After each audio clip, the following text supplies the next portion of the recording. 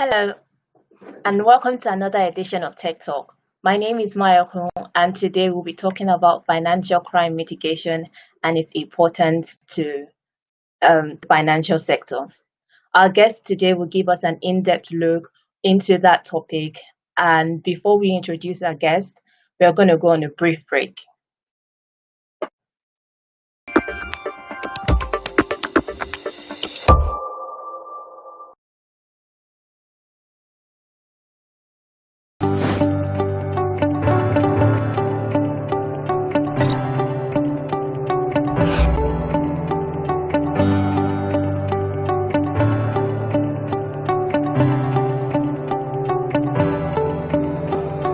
TCR is the latest innovation of cash deposit machine in Nigeria, and it has several advantages and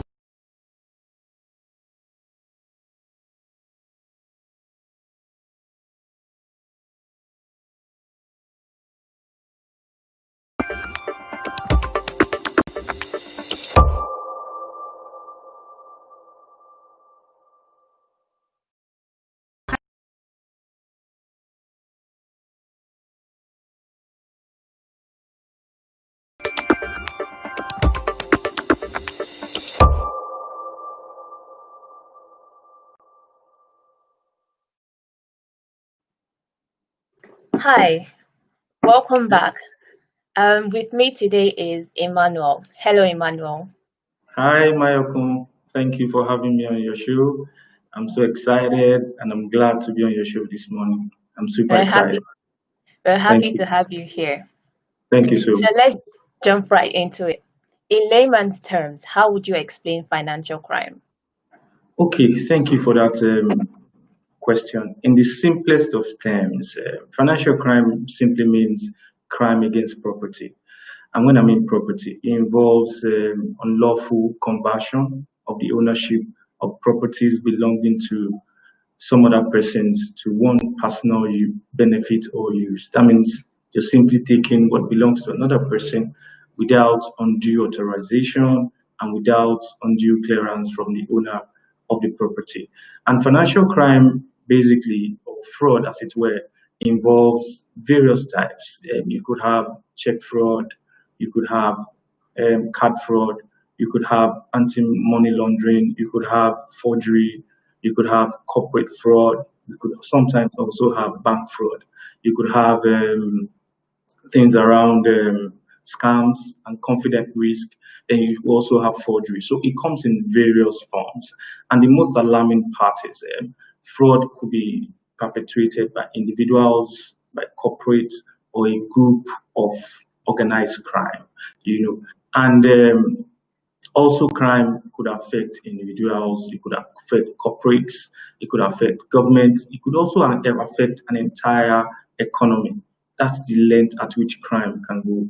And don't forget, I mentioned earlier that it's taking undue authorization of other people's properties, taking undue ownership of other people's property. That's basically, in layman terms, what financial crime means. Okay, thank you. So based off what you just said, which market or industry could possibly fall prey to financial crime? Okay, like I mentioned earlier in the brief introduction of what financial crime is, I said it could affect individuals, it could affect corporations, it could affect governments, and even an entire economy could be affected by financial crime. So basically, with that little understanding, everyone, all corporations are at risk of financial crime. Whether you are a small corporation like an SME or medium size or a large size corporation, there's a risk of financial crime lurking around the corner. And it also will amaze you to know that financial crime takes place either internally or externally. And whether it's taking place internally or externally, the consequences are really very there. If it happens in some organizations, it could mean the end of those organizations. That means the organizations will probably have to go down. And also when financial crime happens, it takes away public trust in such organizations. For instance, a financial institution with a massive financial crime. What happens is a lot of customers will rather move away their funds from that financial institution, erodes public trust. And also, the regulators are not slowing down at all. They keep on coming with fines and all of that. So the fines are coming harder. So it's the responsibility of all organizations to ensure that their organizations are crime-free, as it were. Okay, so you mentioned small and medium enterprise, governments and and banks and basically companies in the financial sector. What recommendations do you have for companies like that to avoid or even possibly mitigate the risk and the impact of financial crime? Yes, that's a very good question. Majorly, that's the reason why we are here. We always like to recommend to organizations, whether big or small, and the recommendation will always come in four folds.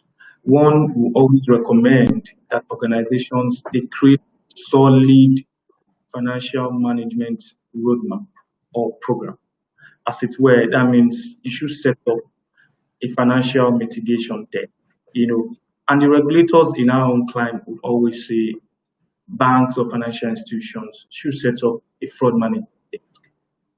Invariably means there should be a roadmap, there should be a plan.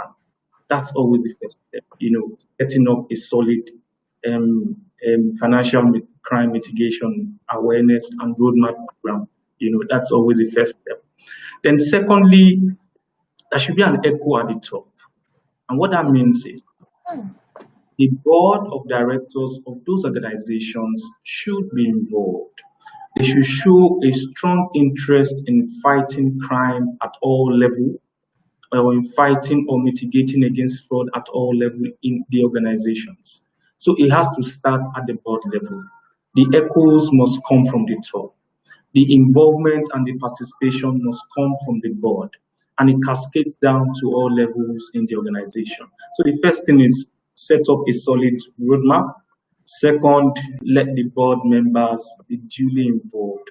Let them show willingness and passion to ensure that there's no crime or fraud happening at all levels in the organization. Then the third thing that must happen, which is also very critical, is that there should be a constant awareness through assessment. What that simply means is periodically or very frequently, there should be assessments of all the checks, all the roadmaps that have been put in place, and the assessment to ensure and track if there is fraud within or fraud about to happen. You understand? And that has to happen in a periodic note. Depends on the organization. It could be weekly, it could be monthly, it could be daily. Just ensure that there's something tracking, there's an assessment going on internally to ensure that the organization or financial institution is safe. Then fourthly, having put together a roadmap or a plan, having set the tone from the then having done the awareness through assessment. It is also very important at the fourth level of lastly to fight against crime or mitigate against it. Fraud prevention is the next thing that must happen. And that means all the strategy must be duly set in place. And most importantly also, a solution must be implemented. A solution to mitigate, to prevent, and to fight the crime. So those are the four recommendations that we always give to organizations or financial institutions. That was very enlightening. But before we get deeper into financial crime mitigation, we are going to go on a brief break and we'll see you soon. Thank you.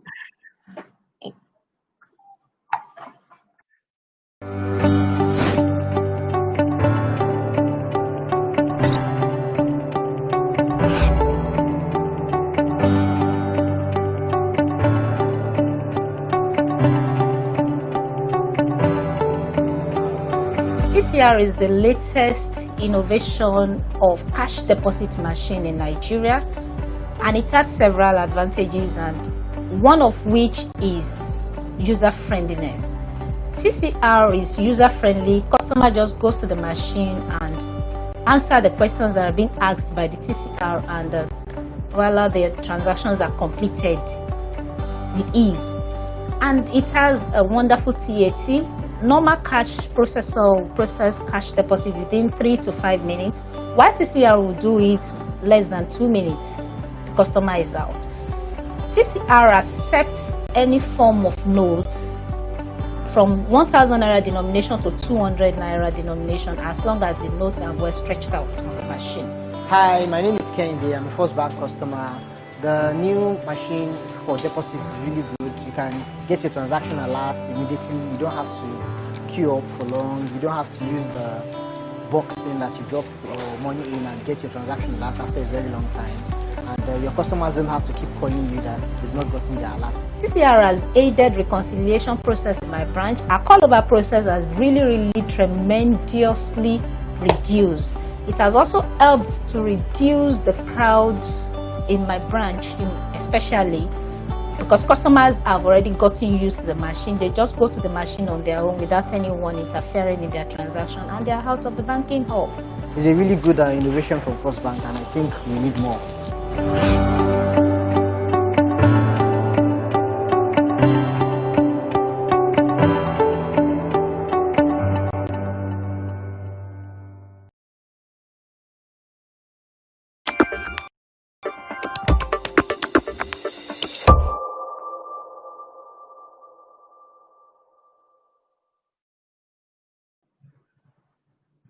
Hi, welcome back. Before we left on our break, we spoke. Emmanuel identified what financial crime meant. The industries are easily able to fall prey to cyber attacks and financial crime. But before he mentioned something about constant assessment by organizations. Could the onset of COVID-19 affect the surge in financial crime, or do you believe it's still the same level? Okay, my opinion, that's a very interesting question at this moment. Yeah, you will agree with me that COVID-19 has come to reshape the way we interact. For instance, we're live now online, right? Yes. Rather than probably being in the studio together. So COVID-19 has come to reshape the way we interact, the way we live, and most importantly, the way we do business. Right now, if you look at businesses now, businesses are moving most of their services online. Right now, you have organizations creating a workplace where you have third-party vendors going onto that workplace to advertise or display their goods, the likes of Alibaba and Co. are making a big hit out of it right now. So the same thing goes to financial institutions. With the COVID-19, the financial institutions are gradually and rapidly moving away from traditional banking.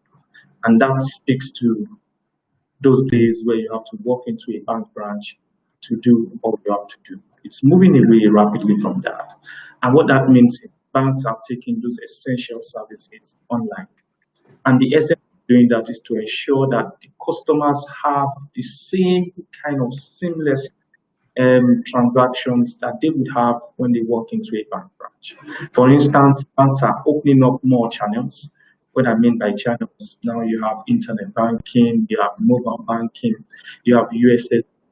You can now bank through a chat box. It makes banking very convenient and very interesting as well.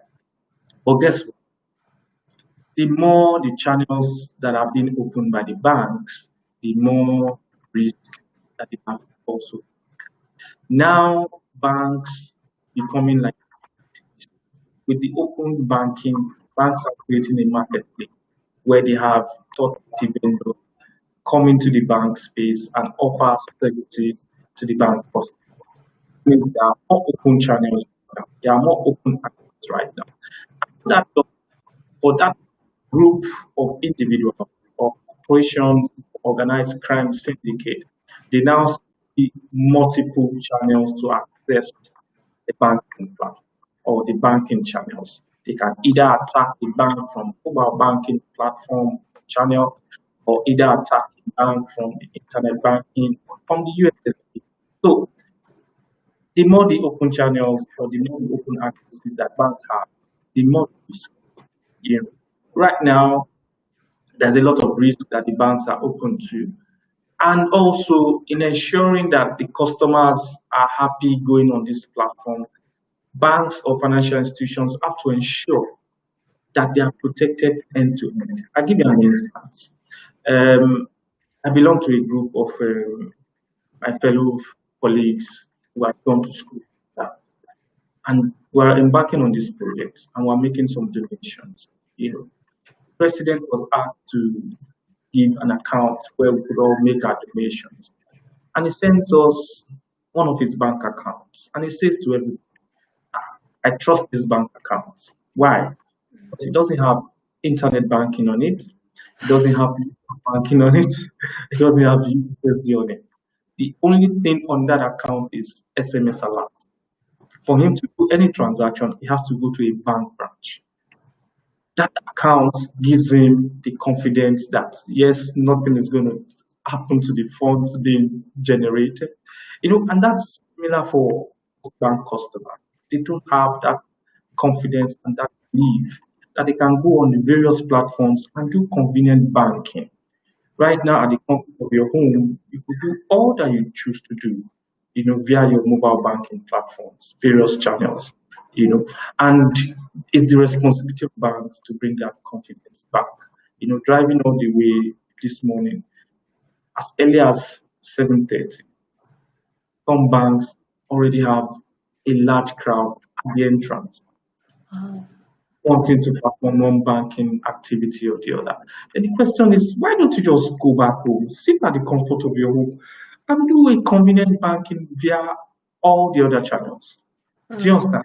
Yeah. And and the question behind the minds or the fear behind the minds of these people that have gone to the bank around 7:30, even with the COVID, is that they don't trust all those other channels. Maybe, sure, I'm just saying from my own perspective. And just to bring some statistics to this, you know, according to the United Nations, about $1.6 trillion is laundered on a yearly basis. 1.6, whooping $1.6 trillion. And guess what?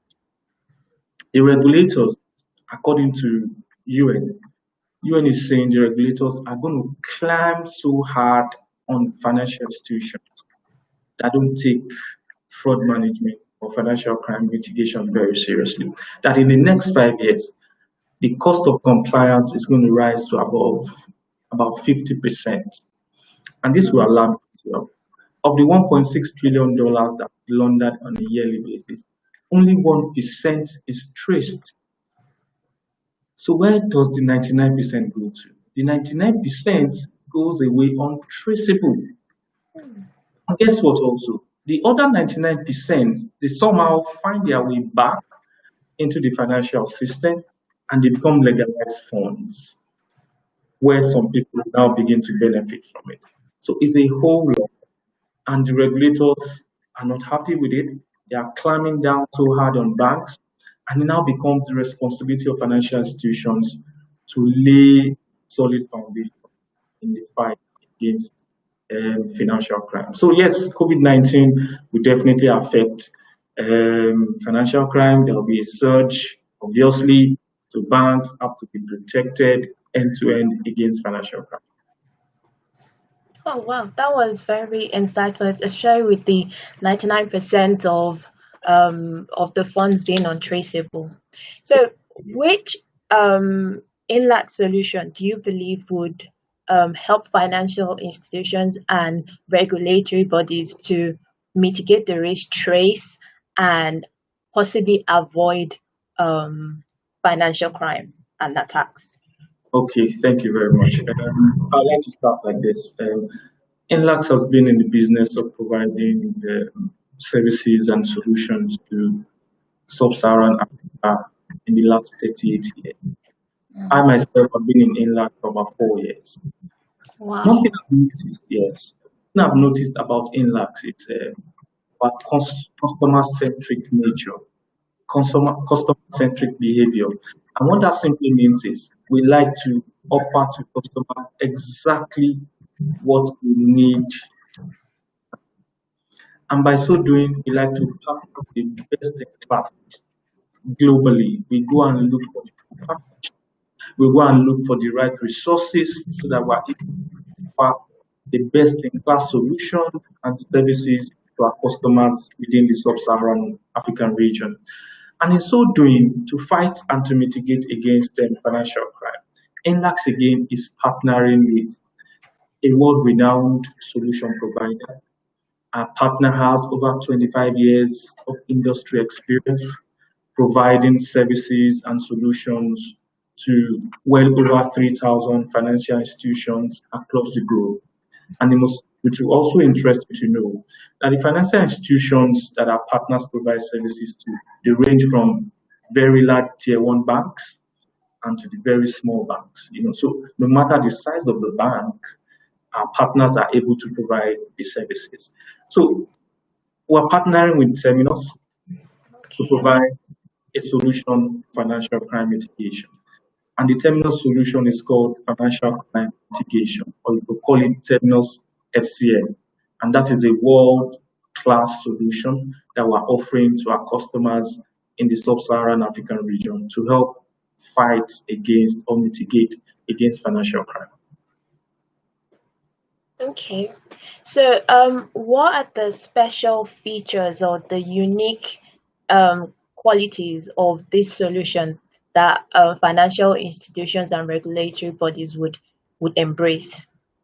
Okay. So I said before that in Terminus has over 25 years experience in providing financial solutions to financial institutions globally, right? And what Terminus does that is quite unique is that year on year, Terminus spends about 20 to 25% of its entire profit on R&D. I mean, year on year, they try to do or bring out a better solution. And how do they do that? They sit with these customers globally and understand exactly where the pain points are. And having done this over 25 years, Terminus was able, from feedback from customer, is now able to bring a solution that covers the bank end to end. What that means is banks are now protected using Terminus on the AML, that's anti-money laundering side, and also on the anti-fraud side. One solution that fits a dual purpose, you know. And the uniqueness about the solution from Terminus is that it's modular in nature. So you could decide to have a small piece of it, you could decide to have the whole garment of the solution. It depends on the need of the customer. Right now, over 200 banks globally and within the region trust Terminus's financial crime mitigation solution to help them mitigate against financial crime or fraud risk. Over 200 right now, and there are more coming. So we come to the markets and we say to our customers, you have a solution that fits your purpose. You have a solution that gives the financial institution some rest of mind. And the way Terminus looks at it is in twofold. I mentioned anti-money laundering and anti-fraud. And Terminus has come together to build a solution that is modular in nature, and it has 4 key modules. And those modules, they look at anti-money laundering from the area of suspicious activities prevention. They look at it from profiling. They look at it from watch list screening, and they look at it from know your customers. That's KYC. Okay, thank you. So, but before we close up, we are going to go on a brief break, and we'll come back to highlight the key points of this talk. See Thank you you. soon.